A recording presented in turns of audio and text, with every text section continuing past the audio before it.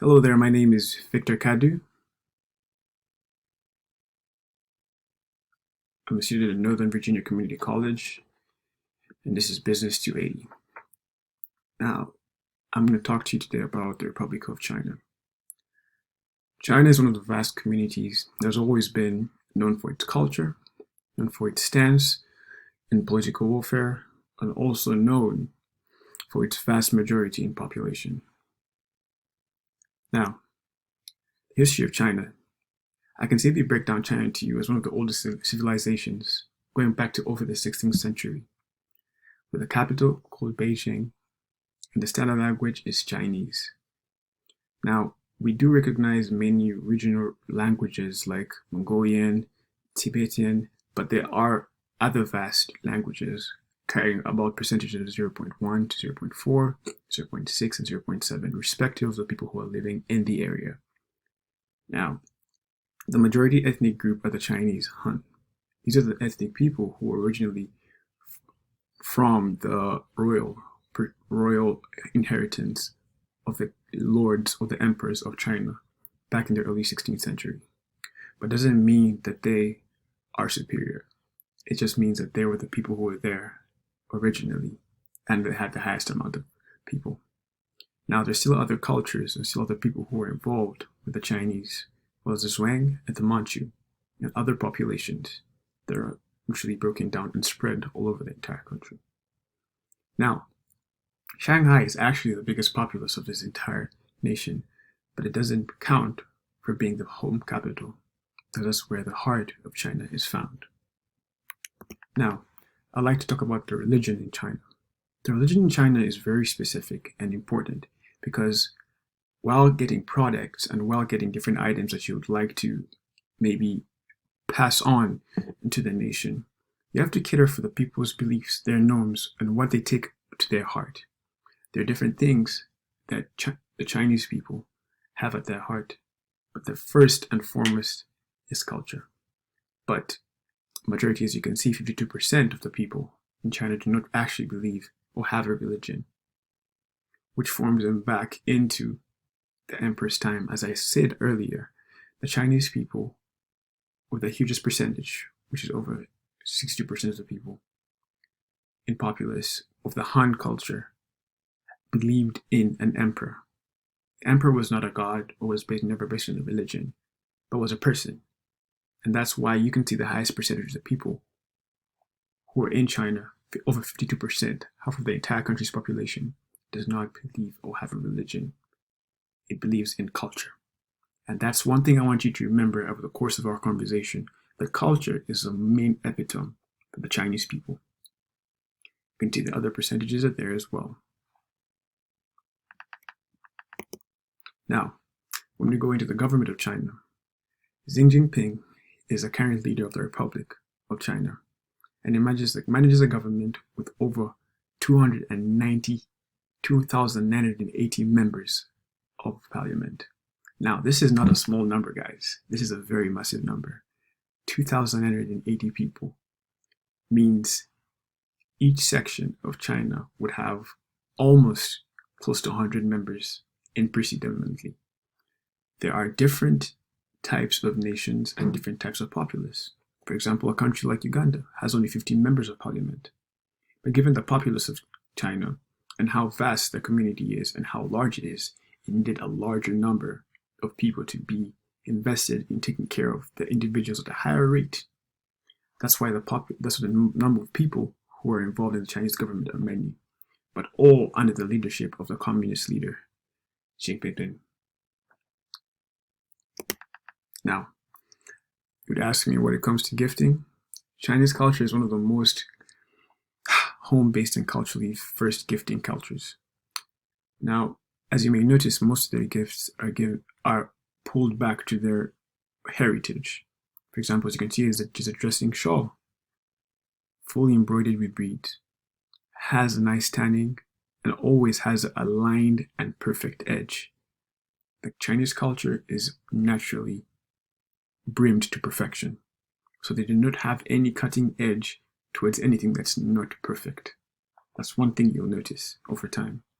But they're also fond of different trickeries of like tea, embroideries, masks, and small toys.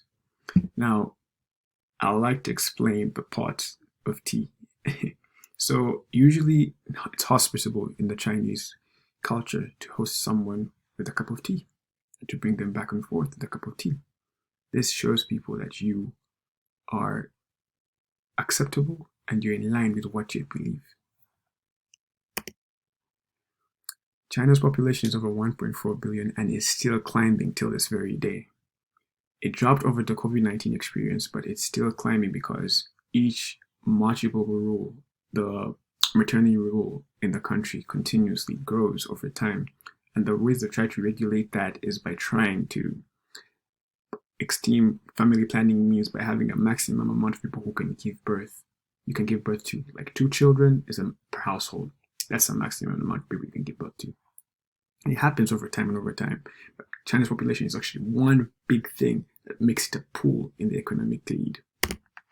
Now, China's major export, obviously you can notice, is mechanical and electrical products. That comes from cars to toys to phones and etc. Refrigerators, all these different items are the main items that China exports. But it also has a textile base, footwear base, and other bases. But technology is its main epitome and main front of exporting. Now, when it comes to gender beliefs on the working force and whether it is in life, China has a belief that men are superior to women and believes that women should work more softer jobs that build the home, the community, and rather men should take into the toil of hardships and work to bring back the big bucks.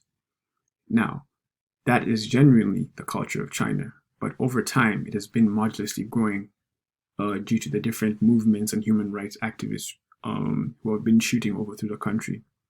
And this is a soft topic for the Chinese people because it affects both their culture and their future. So it's a soft topic in the term. Now, what's my pitch?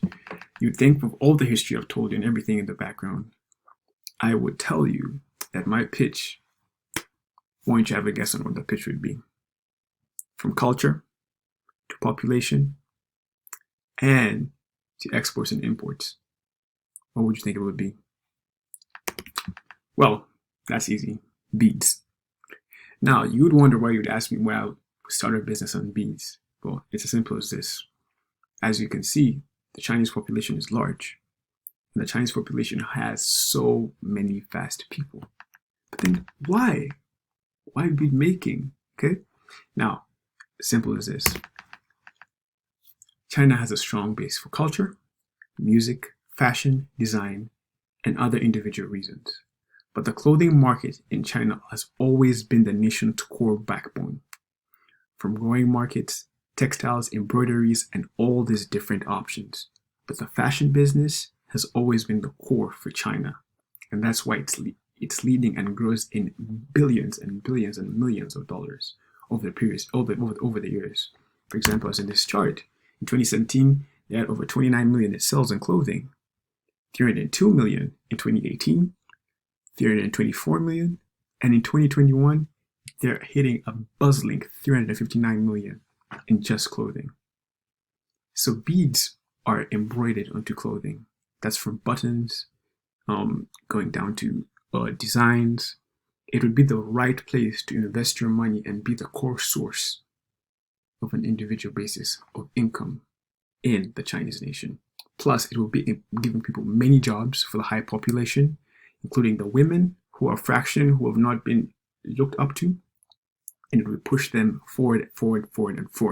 And this will bring a more equal plane in the communist nation that will give people better jobs, better way of living, and still make the big bucks. Now, I must say, China is a place to go. It is very vast in terms of location, in terms of beauty, scenarios. It's very, very, very vast. As you can see, the beauty of the nation, from culture to innovation and to pre-culture. It's always going to be the best place to go And that's also modules on tourism. That's a quick backbone as well for the Chinese economy. In conclusion, the nation of China is built under the heart of the people. That's always going to be the basis for China.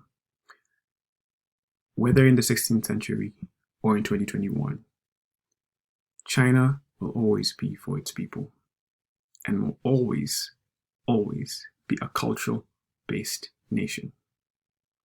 You cannot divide the two. So if you're going to start a business in China, you have to understand the people, learn them, be with them, acknowledge them, and accept them for who they are. And only then will you get the marginal profit of your income state through knowing the people. The end. Thank you.